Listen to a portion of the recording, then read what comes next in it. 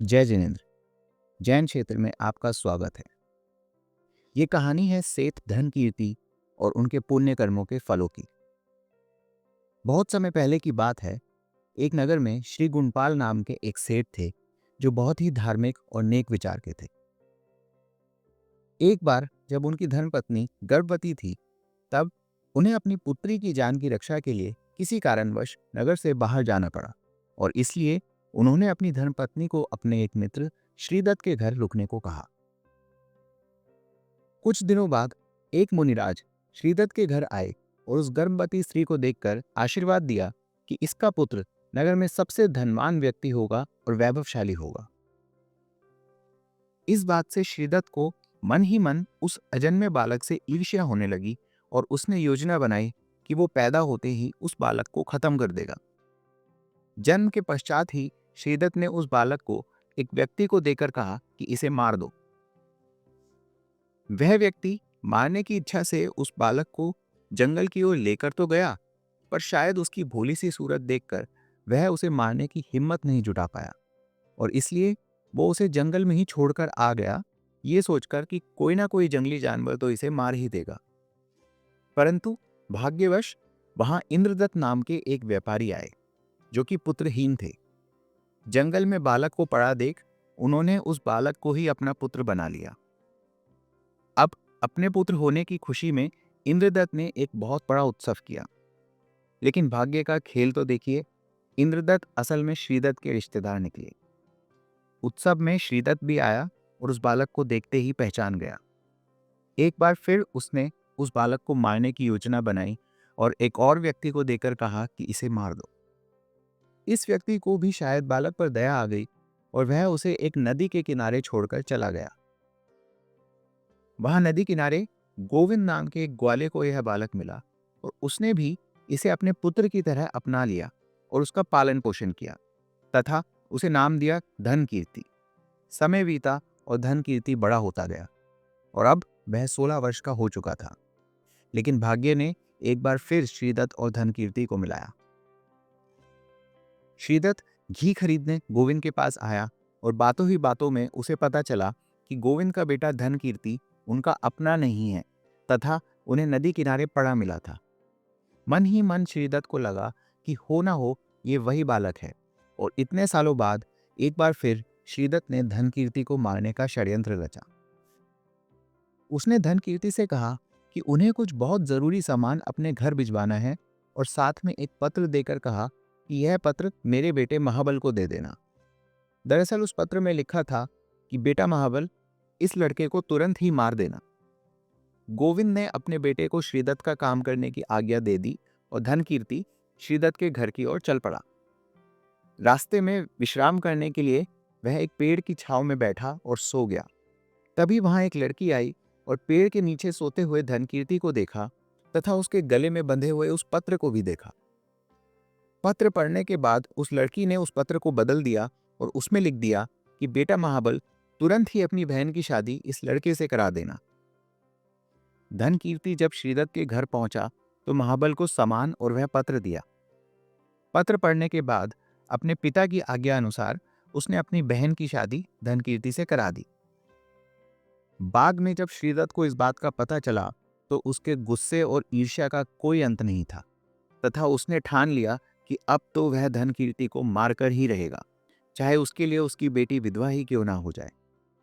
कुछ दिनों बाद श्रीदत्त ने अपने दामाद यानी धन कीर्ति के हाथ में एक थाली देकर उसे मंदिर जाने को कहा। लेकिन श्रीदत्त ने पहले ही मंदिर के रास्ते में अपने एक बदमाश को भेज रखा था और उसे आदेश दिया था कि जो भी व्यक्ति हाथ में थाली लिए यहां आए उसे मार दो। लेकिन भाग्य ने एक बार फिर धन कीर्ति का साथ दिया और उसे मंदिर के रास्ते में महाबल मिला और उसने कहा कि जीजाजी, लाइए आपकी ये थाली मैं मंदिर ले जाता हूं।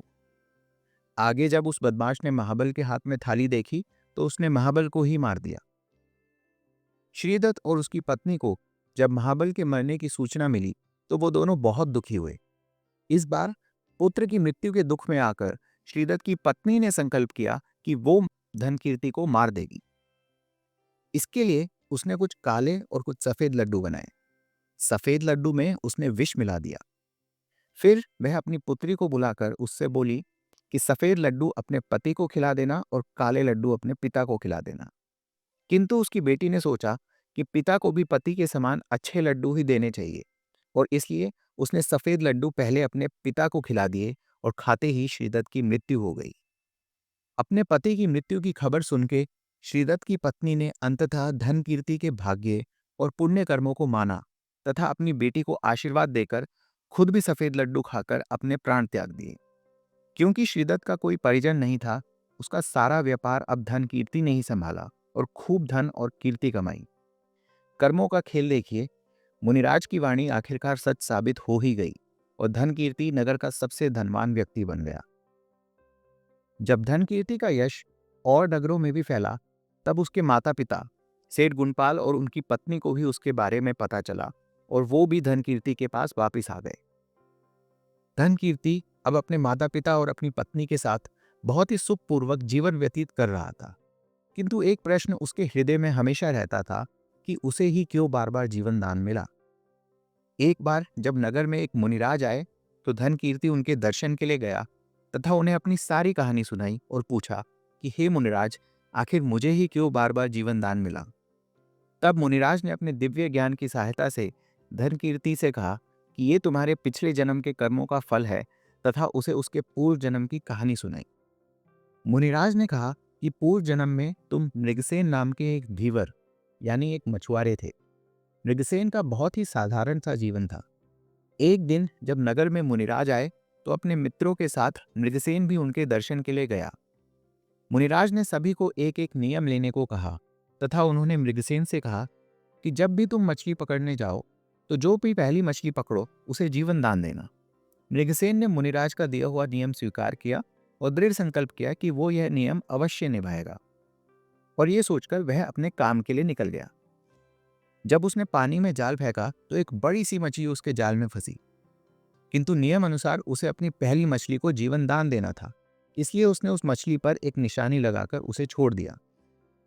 उसने फिर जाल फेंका और संयोगवश फिर वही मछली उसके जाल में फंसी। उसने मछली को पुनः छोड़ दिया और पुनः जाल फेंकने का प्रयास किया, परंतु हर बार वही मछली उसके जाल में आती और नियम अनुसार मृगसेन को उस मछली को छोड़ना पड़ता। ऐसा उसने 5 बार प्रयास किया और हर बार वही मछली जाल में आती। अंततः थक कर उसने सोचा कि लगता है आज खाली हाथ ही घर जाना पड़ेगा, और वह अपना जाल लेकर चला गया। लेकिन घर पर जब वह खाली हाथ पहुंचा तो उसकी पत्नी ने उसे बहुत डांटा और घर में आने नहीं दिया। परेशान होकर वह जंगल की ओर चला गया और एक पेड़ के नीचे सो गया।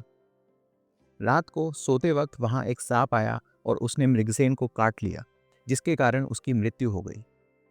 सुबह जब मृगसेन की पत्नी को अपने पति की मृत्यु का पता चला तो उसे बहुत दुख हुआ और उसने भी अपने प्राण त्याग दिए, ये कहते हुए कि मुझे अगले जन्म में भी मृगसेन ही पति के रूप में मिले। फिर मुनिराज ने बताया कि जिस प्रकार पूर्व जन्म में मृगसेन ने मछली को 5 बार जीवन दान दिया था, उसी पुण्य कर्म के फल स्वरूप धन कीर्ति को भी 5 बार जीवन दान मिला, तथा जिस लड़की ने जंगल में तुम्हारा पत्र बदला था वह और कोई नहीं बल्कि उसी मछली का पुनर्जन्म था, और धन कीर्ति की पत्नी भी वास्तव में मृगसेन की पत्नी का ही पुनर्जन्म है।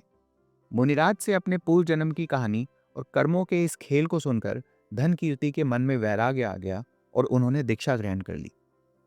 तो ये थी कहानी सेठ धन कीर्ति और उनके पुण्य कर्मों के फलों की। जिस प्रकार मृगसेन का किया हुआ एक अच्छा कर्म पुनर्जन्म में आजीवन उसकी रक्षा करता रहा, उसी प्रकार आइए हम सब भी कोशिश करते हैं कि ज्यादा से ज्यादा पुण्य कर्म करेंगे, दूसरों की मदद करेंगे और हमेशा अहिंसा धर्म का पालन करेंगे। जय जिनेंद्र।